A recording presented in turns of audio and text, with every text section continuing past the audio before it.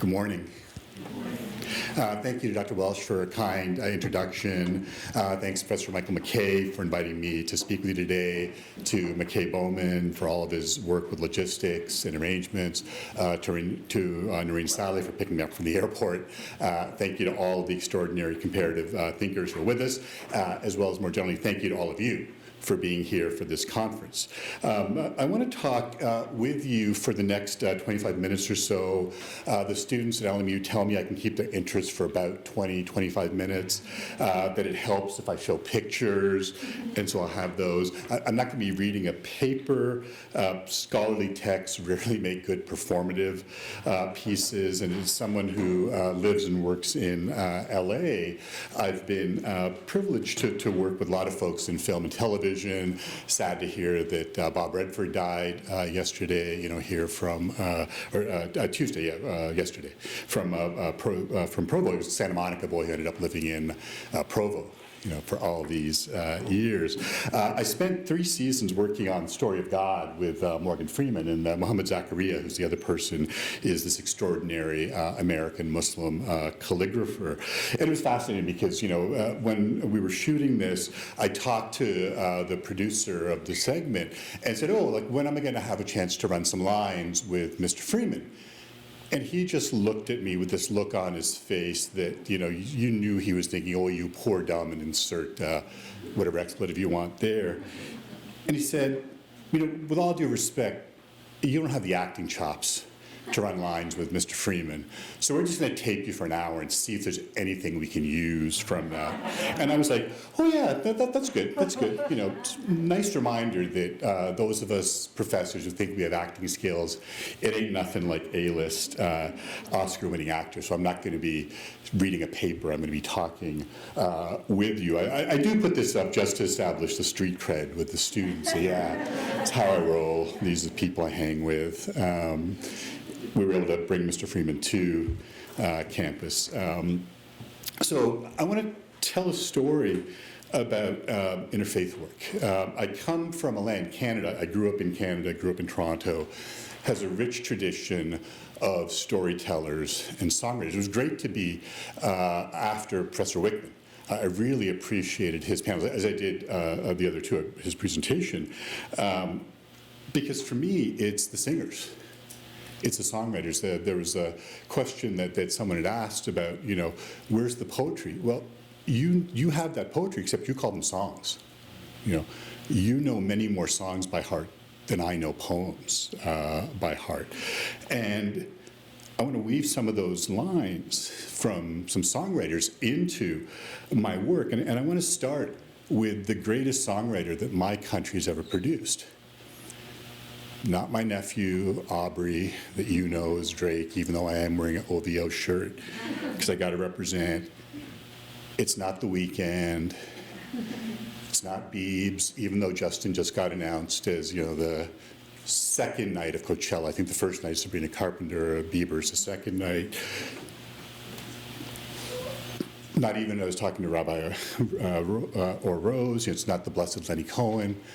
The greatest songwriter we've ever produced is this one, Joni Mitchell. And it's my favorite picture of Joni, taken by her then partner, Graham Nash, as an outtake from the Blue Sessions. And what's astonishing about her is that she sees herself as a painter, not a songwriter. If you ask Joni who she is, she's a painter. Songwriting is her side hustle. And she's the best that my country has ever done. You see that even in this song, Case of You. I'm a lonely painter living in a box of paints. I teach classes at LMU that emphasize writing, and I tell my students that I've written 7 books. I've written 60 articles. I feel pretty comfortable, with my writing. I think I'm, all due respect, a fairly decent writer, but I can't write this. This is genius, I remember the time you told me love is touching souls. Well, surely you've touched mine, because part of you pours out of me in these lines from time to time. I could write for 1,000 years and not come up with those 4 lines, you know. Enough of a fanboy that on the original demo, it's part of you pours out of me in these black and white designs, because Joni's talking about being an artist, not a poet. But enough about Joni, let me talk about me. Not to be typically self-indulgent as an Angelino, but to tell a story of my particular origins as a Muslim, how I came to think interreligiously, how I came to teach at a Catholic university. Because I teach at a Catholic university, I have to, of course, begin with a confession. I was born in a Catholic missionary hospital in Lahore, St. Raphael's, literally brought into the world at the hands of a nun, Sister Elizabeth. So I think Holy Mother Church does, in fact, bring us all back to her at some point. And while I teach in a Jesuit university, and by Jesuit law, I have to acknowledge at least several Jesuits. You'll see that here. Please let them know I did that, otherwise they will beat me. I also have to acknowledge the sisters, particularly at my university, the Religious of the Sacred Heart of Mary, the Sisters of St. Joseph of Orange, and their important work, both practical, theoretical. I grew up working class poor. Both my parents worked in factories in the Toronto neighborhood of Parkdale, you know, then is now a landing place for new Canadians. That's me, with my mother and little sister, you know, 55 years ago. Those of you that can see the bottom, yes, as a good Muslim boy, I am holding a gun. There are some stereotypes that have a basis in fact. I was privileged to go to school at the University of Toronto, where I was a psych major with an English minor. And it was a study of English literature with, I forgot that this is I love this image of the university because it's very Hogwartish. You know, I love the kinds of things there. But it was a study with people like Jerry Bentley, the great scholar of William Blake, like Northrop Frye. You know, this extraordinary privilege of studying Shakespeare with Northrop Frye and taking his course. It's funny, we remember from 40 years ago, the mythological framework of Western culture, where he taught us that you couldn't understand English literature without knowing the Bible. I didn't know the Bible. And I first read the Bible in Jerry Bentley's class. I'll talk about Wilfred Cantwell Smith at length here. You know, Jerry was showing us this watercolor. The Blake had done 2 versions. This is in the Brooklyn Museum. Great red dragon, woman clothed with the sun, and said, oh, this is a reference to Revelation 12. As a good student who didn't know anything, I put up my hand. Professor Bentley, what's Revelation 12? Behold, I saw a great wonder in heaven. And I'm no. What are you talking about? What's Revelation? And so he explained to me the book of Revelation, its place in the New Testament. And so this is where I first started to understand the power of theology, the power of words. You know, 15 years later, you move to LA and you meet this woman again, because the textual reference for the Virgin of Guadalupe, of course, is Revelation 12. Behold, I saw a great wonder in heaven, a woman clothed with the sun, with the moon at her feet, above her head a crown of 12 stars. This is the Virgin of Guadalupe. I happen to be, as an aside, a Muslim Guadalupano, so you can talk about that if you want during the Q&A period. She's, after all, Our Lady. Never asked me to show her my baptismal certificate or any other papers. You know, just a huge issue these days in Los Angeles. You know, I came to LMU in 2005, a refugee from the California State University system, and its then chancellor, who very proudly proclaimed that he saw the role of the California State University system. It's funny what you remember from 20 years ago, as, and I quote, to create educated workers for the California workforce.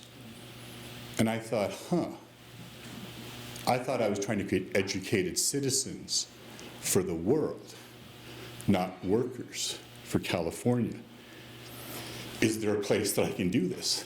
Turns out there is, the Catholic Jesuit University, Loyola Marymount. You know, 2009, I became the first non-Christian, tenured in the theology department. 2020, for my sins, which are both grievous and many, I became chair of the theology department, the first Muslim to hold that position, which was a source of delight to some folks and great horror to others. how can you be a Catholic school when a Muslim is the chair of your theology department? I worked with one of the Jesuits, and see, I am naming Jesuits and talking about the Jesuits, Father Randy Roche, to give me the spiritual exercises. Professor Wickman talked about Denise Levertov doing the exercises. I did the exercises in 2020 because I knew that I would need help with the issues that I would face as chair. Where do you put that? And so doing those exercises were extraordinary. I was talking to Orr about this, deepen my understanding of the biblical tradition, particularly the book of Psalms, which is emphasized in the exercises, but also ideas like the incarnation, the adoration of the Blessed Sacrament, Good Friday observances. I was struck by how similar the spiritual exercises of Ignatius of Loyola were to some of the spiritual practices in my own tradition as a Muslim. Not simply in the coincidence of a spiritual discipline. Of course, spiritual exercises are going to look alike in different religious traditions, and they're going to look different from non-spiritual exercises. But some of the actual practices, such as beginning with thanks, such as the praise to God. I had a really great conversation with Father Pat Ryan about this. He's on the right, who passed away, unfortunately, in August at Fordham University, about the connections between Ignatius and Muslims. And again, this is the Jesuits. So Pat Ryan on the right studied at Harvard, did his PhD there. Tom Michel, who thankfully is still with us on the left, studied at the University of Chicago. Extraordinary places to learn about Islam and Muslims. Then half their lives were spent living with Muslims. And so the first point that I want to make here is, and again, I have to praise the Jesuits, so just remind them that I did that. Extraordinary what the Jesuits in particular and Catholics in general have done on Islam and work on Islam and Muslims, not just Tom Michel and Pat Ryan, but Dan Madigan, who's this extraordinary scholar of the Quran, Christian Crocus, who's not a Jesuit, but is a Catholic at Scranton, his work on the Blessed Christian de Churget that I've been reading for the last couple of years. He was the monk that was martyred along with other monks in Algeria. If you know the film Gods and Men, it's that story. John Kaiser wrote about it in a book called The Monks of Tiberine, made into that movie by Xavier Beauvoir of Gods and Men. But de Churget's work is just extraordinary. Or one of my mentors, Jane McAuliffe, who is a Catholic woman who's perhaps the best scholar of the Quran, extraordinary woman who's helped both Catholics and Muslims, myself included, to better understand the Quran. Or a conference that Aisha Ayatollah did in 2015 at the University of San Francisco about Muslims. You can see the title Islam at Jesuit colleges and universities, that had something like 23 of the 27 Jesuit schools there. The great work that Catholic-Muslim dialogue has done since Nostra Aetate in 1965. But this work goes back centuries. It's not that the Catholic Church just started engaging in interfaith dialogue on October 28, 1965, when Nostra Aetate was proclaimed in our time. This goes back centuries to the Franciscans, for example, who have in their rule 800 years ago how they were to live among Muslims. That's extraordinary. So the Franciscan rule isn't perhaps you might or if you might, when you live among Muslims. That was 800 years ago, and it's because the man that would become the Blessed, St. Francis, met with the Muslim Sultan in 1219. I think here of my Franciscan friend, the icon writer, Brother Robert Lentz, who I met at a conference when the Franciscans were talking about the upcoming 800th anniversary in 2019. Of the encounter 800 years ago in 1219 when St. Francis met the Sultan. And that's the icon that Brother Robert wrote of St. Francis and the Muslim Sultan, al-Malik al-Kamil. In 2021, I finally convinced Brother Robert to write an icon for me. And we've been talking about this for a decade. And he wrote this icon for me, Our Lady of the Quran, which uses sort of Islamic things, the fire, you saw that in the other image. In Christian iconography, you typically have halos around the heads of holy people. In Islamic iconography, it's fire around the heads of holy people, Mary holding the child, Jesus underneath a palm tree. In the Quran, Mary gives birth to Jesus under a palm tree. And I know enough about artists to say when you commission them, you just let them go to work. You don't tell them what to do. I didn't ask Brother Robert to put this line, and he put that line at the bottom of the icon. And I say to my students, okay, if I read you this line, O Mary, surely God has elected you, purified you, exalted you. The verb is the same in Arabic, to lift up. Exalt you above the women in all of the worlds. There's a phrase the Quran often uses for God, Lord of all the worlds. God is not just the Lord of this world, all the world to come. So Rabb al-Alameen, Lord of all the worlds, is a common phrase for God. Mary is the most exalted woman in all of the world. And I said to my students, where does this come from? Well, it comes from Luke's gospel. No, it comes from the Quran. And there's this really interesting thing, and I use that in my comparative theology classes, just those simple words, Our Lady. What's the our mean in Our Lady? Is she your lady? Catholics? Is she your lady, practicing baptized Catholics? Is she our lady for everyone? Does she listen to the petitions of everyone? She never said to me, oh, wait, I'm sorry, but before I go any further, I need your baptismal certificate. Who's your priest? What's your parish? Are you in good keeping with the graces of the church? It doesn't happen. You just talk to her. And so historically, I think about the connections between Muslims and Catholics in the medieval world. I did my work at the University of Toronto with people like Jane McAuliffe, but also with the Blessed Mike Marmura, this extraordinary scholar of Islamic philosophy who happened to be an Anglican Christian, and did great work on Ibn Sina, Avicenna. Showed how Avicenna's work was, how Ibn Sina was not only a transmitter of Greek thought, but one of the key people rethinking that work in the medieval period. I put this here on purpose. His translation of Al-Ghazali, the great medieval Muslim thinker, the Tahavat al-Philosopha, the Incoherence of the Philosophers, was published right here at BYU in 2000. Part of the Islamic translation series. I think of the work of David Burrell, who's done extraordinary work between Jews, Muslims, and Catholics in the medieval world. And I come back to the person that I showed you but didn't talk about, my master, Wilfred Cantwell Smith, who talked about the unity of humanity. I know one song, and that's the song of Wilfred. And he wrote that those who believe in the unity of humanity, those who believe in the unity of God, should be prepared, therefore, to discover a unity of humankind's religious history. We are not so prepared, however. I love that. In 1981's Towards a World Theology, Wilfred wrote, it's a brilliant line, to read a statement in Sanskrit or Arabic text, one must know what it says, but also what it takes for granted. One must listen to what people leave unsaid, be sensitive to their failures, recognize what they do in terms of what they're trying to do. And he continued his work with words that, in hindsight, I realize have shaped my thinking for the last 30 years.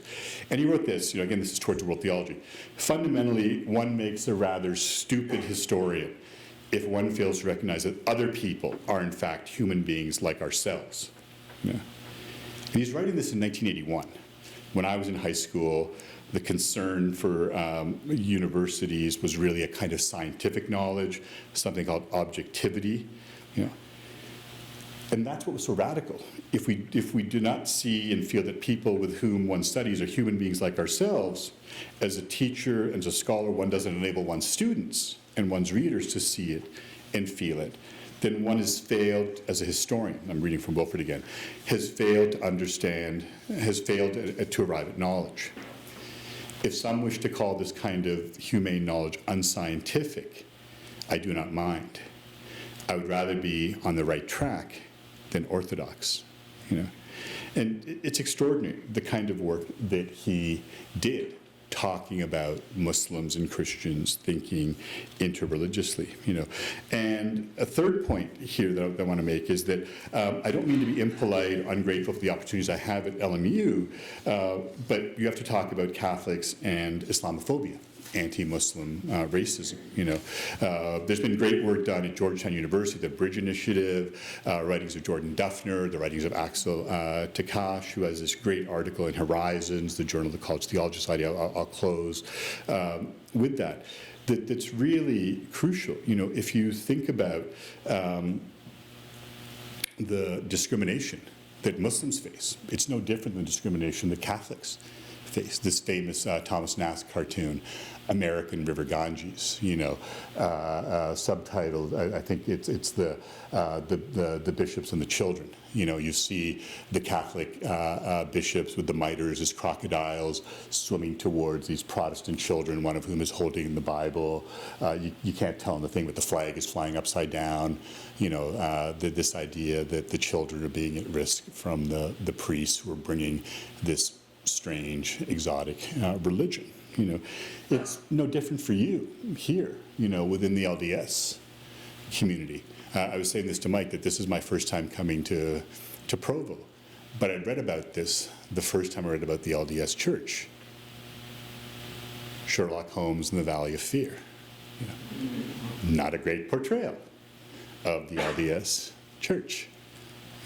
And you think about the connections between Muslims and the LDS community.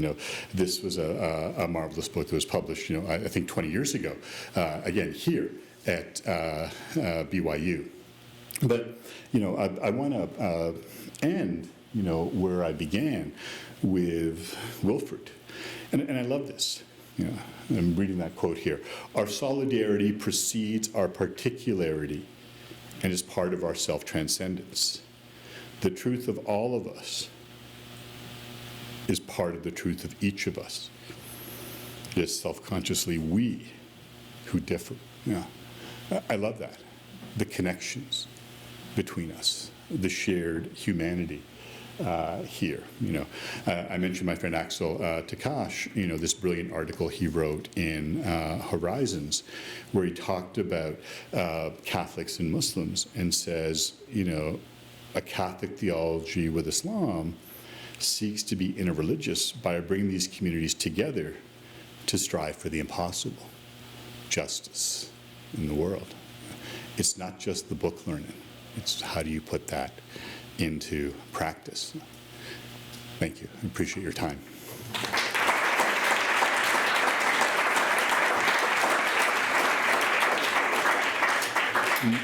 Mike, if my watch is correct, I think I have like 4 minutes, I think, for questions. 7 to 8 minutes, even more. Questions, comments, rebuttals. What are spaces you see with opportunities for more work between Christians? Great question. What are spaces that you see for the work between Christians and Muslims? So part of it is just learning some of those stories, learning each other's stories. I've written about this in this book that, if you grow up in North America, you tend to learn something about Christianity, because that's the majority culture. I would say that most people growing up in North America know something about Christianity in a way that most Christians may not know about Muslims. When you're the majority, you don't have to know the minority. When you're the minority, you have to know the majority. But I go back to the slide I started with Morgan Freeman. The story of God was his sort of selfish pursuit. And Mr. Freeman's a really smart guy. He was filming, it was actually one of the Chris Nolan Batman films where he does the Lucius Fox character. And they were on location in Turkey. And on his day off, he actually goes to Hagia Sophia, the wonderful Byzantine church that was then turned into a mosque. And when you're Morgan Freeman, you get a tour with the director, their private sort of tour. And the director takes him to this famous mosaic in the ceiling, which is Jesus and Mary. And he says, and I can't do the voice because the voice is sui generis, so I'm not even going to try and pretend to do the voice. But it was like, no, wait a minute. You told me that this was built by the Byzantines as an Orthodox church. Yes. When this was Constantinople. Yes. And the Byzantines were Orthodox Christians, and I know they did mosaics. Yes. So I understand why the Byzantines had a mosaic of Jesus and Mary. Why on earth would the Muslims, when they took over and turn the church into a mosque and turn Constantinople into Istanbul, leave the mosaic of Jesus and Mary. And the director says, well, Mr. Freeman, Jesus and Mary are important to Muslims.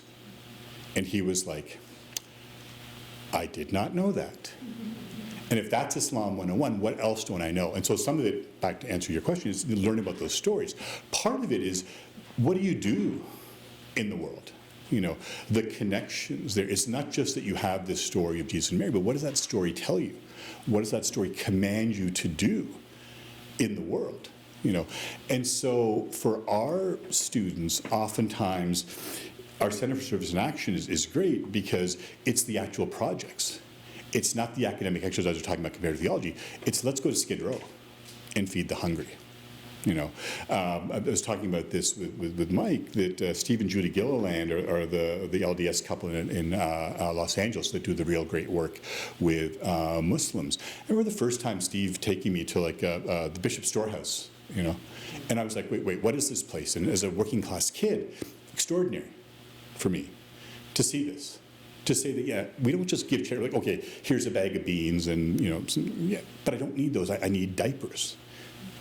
Could I have some fresh fruit? Could I have that? And to have this kind of thing, you know, extraordinary. So I think those sorts of things that, you know, it's not even so much like we're going to agree to disagree on certain things. I don't want to get into this whole conversation.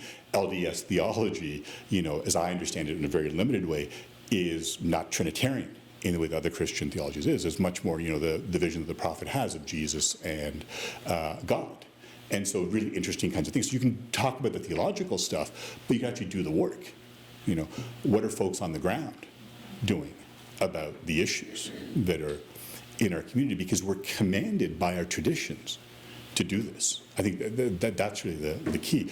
But also in the music, in the art, in the culture. You know, I'm working on the next book is going to be on the person that I think is the most important American Christian theologian of the 20th century. And it's not who you think, because it's Hank Williams Sr., you know, the country singer. I don't understand Christian theology, but when I sing I Saw the Light, I get it. You know, because it's not, I think for most Christians, it's not a head thing. It's a visceral thing. That goes back to the songs, the music. That's right. Another question? No, go ahead. So I was thinking together with Hans and Soren. I'm curious, during your time as department chair there at LMU, did you have any plans or initiatives for the curriculum or for the Yeah, and so it was fascinating because, you know, Jane McAuliffe, who's one of my mentors, said, because I, of course, called her and said, what have I got myself into here? And she said, well, try to do one thing, because you're so busy with the minutiae of being chairs. But we have a large department, like over 20 people and 15 non-tenure track faculty, like 35 people. It's a huge department.